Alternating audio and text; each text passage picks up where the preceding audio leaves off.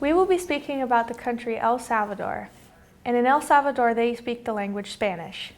El Salvadorians' way of speaking is very close to the way North American Hispanic people speak. They are not really big on physical contact. They love to keep a distance because being too close to them is considered disrespectful.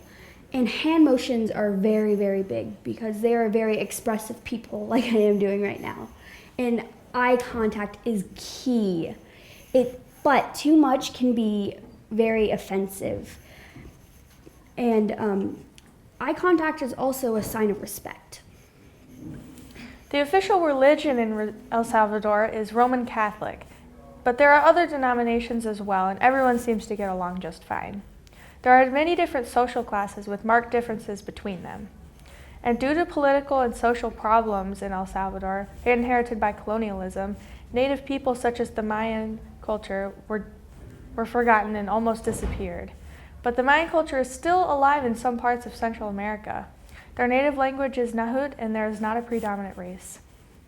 One big thing that El Salvadorians are facing today is sexism.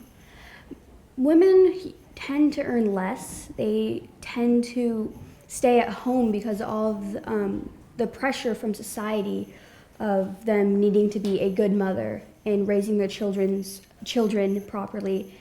And when they do have jobs, they're usually lower paying, and they're jobs that nobody really wants. Men are usually more respected in El Salvador too.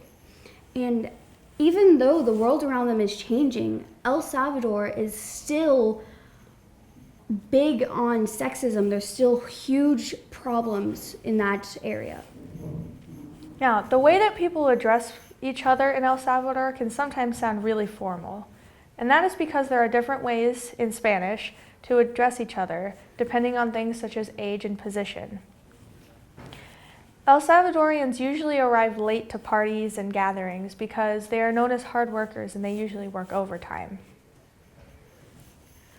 El Salvadorians are usually very friendly and social people that love to make connections before they actually get to work and get to what they need to do.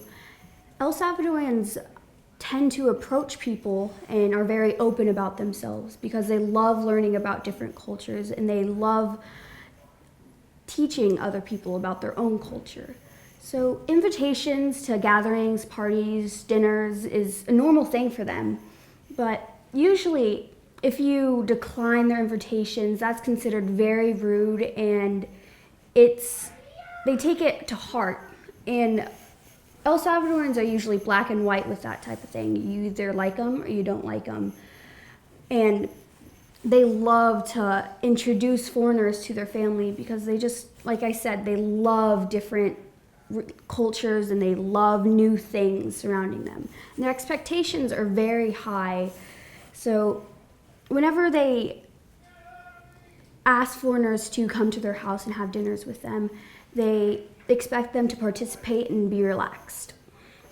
It is very important for students to learn about culture and diversity in their learning environment, especially for educators, because without that knowledge, they won't be. That's okay. Sorry, yeah.